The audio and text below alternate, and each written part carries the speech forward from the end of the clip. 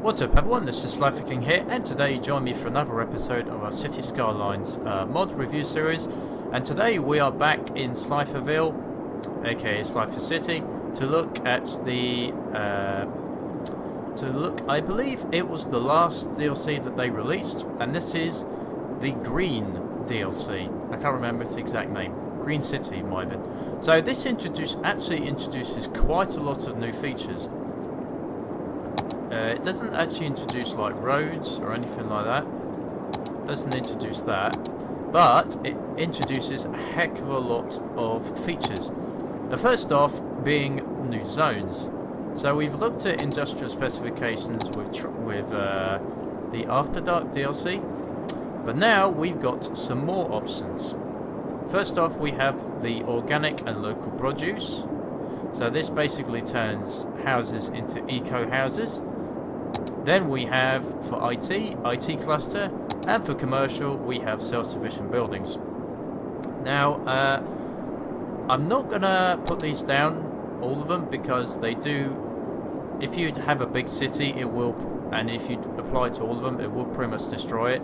So what I'm gonna do is I'm gonna apply it to some small areas. So let's go with this one since it is a farming area.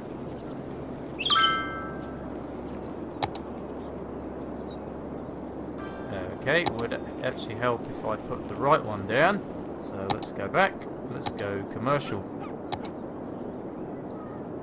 It's commercial, isn't it? Yes. Oh wait, no, that's residential. Okay, so it should work. Let's expand it slightly, see what happens.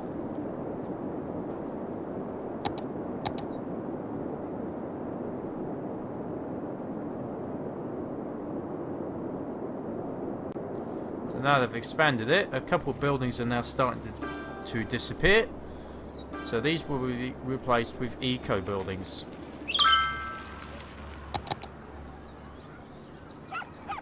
Which makes sense, of course, being it's in a farming area.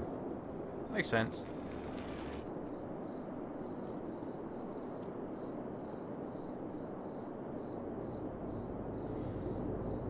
So just waiting for them to... Tell you what, while we're waiting, we'll check back on them later. We will deal with the next one, which is the IT cluster. So this basically turns your offices into smart offices, effectively. So now they're just all about to disappear. And we'll check back on them later, just like with the other one. So, other than that, there is actually quite a lot of new stuff they've introduced. First off, they have introduced some new power, geothermal. So we have geothermal power plant, with a solar updraft tower, and a ocean thermal energy conversion plant. That's a bit of a mouthful. So this basically uses the water in the ocean itself. So as you can see, it will put it there, and then it will have a platform in the middle. Then for water, obviously there was always going to be something for water here. I did a previous mod, like an eco mod, but now they've officially put in a eco water outlet and a treatment plant. So the difference between this is, well, it costs almost twice as much, but it's the green alternative. So it purifies the water it lets out.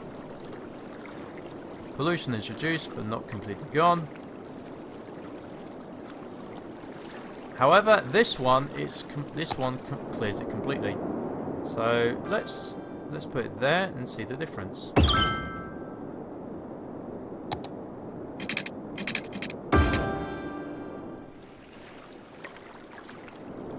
course, it does need some power.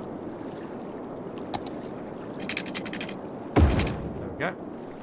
So the one on the right is the normal one, and the one on the left is the eco one. Now it doesn't actually look that much different, but the water coming out of that is cleaner than that one. That's a nice thing. They've actually introduced some new health things as well. They've introduced a sports hall and gymnasium, a community pool, and also they've introduced a yoga garden. I guess that's kind of right, because the yoga garden does have a lot of trees. The next big one is education. So just like with the buildings, is it daytime yet? No, not quite.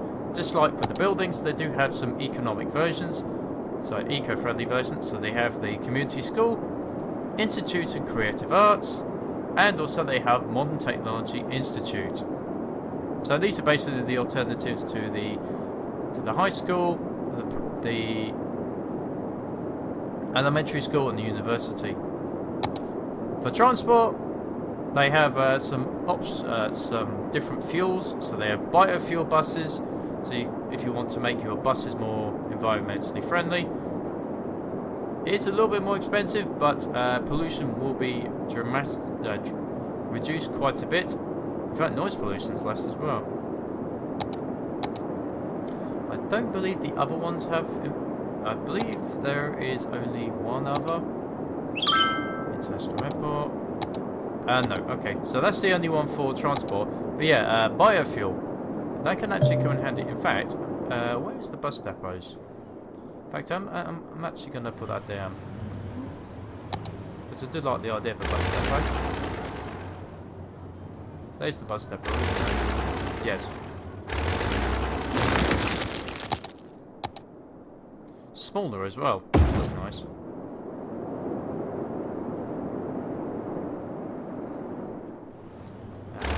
This one.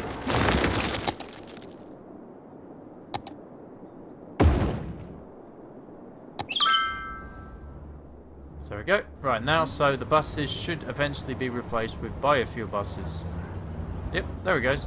So it is actually classified as a biofuel bus. So that's good. Is there any other bus stops? Sorry, bus terminals. Just saw a plane fly right, but yeah, there's one here.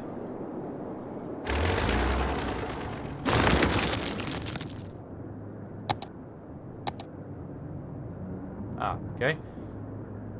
Never mind, we'll put that there instead. The good thing is the bus lanes actually do remain the same, so you don't actually need to change those in any way, so it's quite good. So all you need to do is just replace the terminals, and then you have biobuses, so your pollution should go down. That's nice. And of course, you can't have the green DLC without some new parks. Surprisingly, there isn't actually parks and plazas, which is surprising. But there is some new landmarks. So here we have a bird and bee haven. Then we also have a climate research station. So like climate change, makes sense. Then you also have lungs of the city. Floating gardens, a ziggurat garden. Don't know what that is. However, I actually quite like the look of that. So let's put that down. See what it looks like. Let's put it down. Let's put it down. No, it's too steep. Is there any problem with this map? Is that some of the slopes are a bit steep? Aha! Let's put it down here. So it's just basically a giant pyramid. And the last one was Central Park. So this is a fairly big one, but it is called Central Park. And then we also have a ultimate recycling plant for monuments. I believe that's it. Is there anything in here? Oh, it's the cycle lane. Oh, that might have been part of the transport one. Okay, I might miss that. That's quite intriguing. So, yes. Let's check back in on our areas. So this is now the IT district. It's still being built up, as you can see. So yes. One word of advice though: if you are going to build this, you do need educated workers, because these require some quite educated workers, as you can see there, well educated and highly educated. So just a heads up there. And as for our park, so as you can see, we've now got some eco houses. Looks like they're mainly made out of wood. and our industry as well has got gardens and that type of thing. So overall, I really like this DLC. Is it my favourite so far? It's a good one, I'm not going to deny, but I think overall I just prefer the mass transit one, because I do like my transports in cities, and I think the mass transport one so far is my favourite. However, we have one DLC left, and it is, quite appropriately, the most destructive one. So, I mentioned in my last video, there was a city simulator I played which had trams, which was a saving grace. There was one other good thing about it, and that was natural disasters. Now, in that game, you didn't have the option to turn them off, if I'm correct. However, City Skylines has introduced a DLC, natural disasters, so it introduces a whole wider range of natural disasters and disaster scenarios. So, yes, I'm looking forward to bringing you that video, and appropriately, it's the last video in the series, so that should be quite fun. And I'm probably going to use it to just level this map, if I'm honest, because we started with this city, and we're going to end with this city. So, there was a look at the Green Cities DLC for City Skylines. Oh, where is our... Is it any different colour-wise?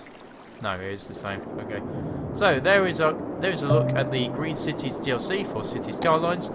If you enjoyed this episode of my City Skylines DLC reviews, and overlooks, I guess you could say, then please make sure to like this video, and also subscribe to the channel to know when my newest City Skyline DLC videos will be coming out, and also be free to check out my previous ones as well. I hope you've enjoyed this video, and for now, this is SliferKing signing out.